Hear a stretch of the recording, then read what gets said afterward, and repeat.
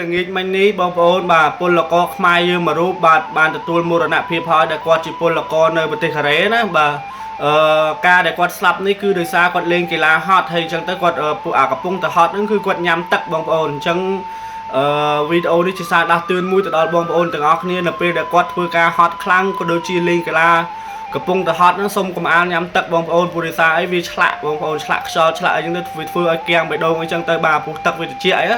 ធម្មតាតែយើងធ្វើការហត់យើងត្រូវការញ៉ាំទឹកត្រជាក់ញ៉ាំទឹកអីអញ្ចឹងពេលដែលកំពុងហត់ហ្នឹងយើងកុំតើញ៉ាំទឹកបងប្អូនបាទអញ្ចឹងសូមចូលរួមសោកស្ដាយទៅដល់គ្រួសារសពរបស់គាត់ផងបាទគាត់ជាអ្នករស់នៅខេត្តព្រះសីហនុបងប្អូនបាទគឺនៅដូចជាអូដាបាទបើតាមខ្ញុំឃើញបងនៅខាង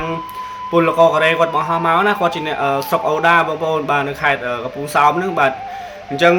សូមបងប្អូនជួយចែកម្លែកវីដេអូនេះម្នាក់មួយផងបាទគឺពលករខ្មែរយើងមួយរូបទៀតហើយបាទហើយអញ្ចឹងជីវិតមកធ្វើការស្រុកគេបងប្អូនបាទអញ្ចឹងមិនថាវាមួយចានទឹកម្ចានគោកទេបងប្អូនទាំងអស់គឺពលករទាំងអស់បាទអញ្ចឹងសូមពុកម៉ែបងប្អូនមើលថែសុខភាពទាំងអស់គ្នាហើយប៉ះរដូវនេះរដូវក្តៅផងអញ្ចឹង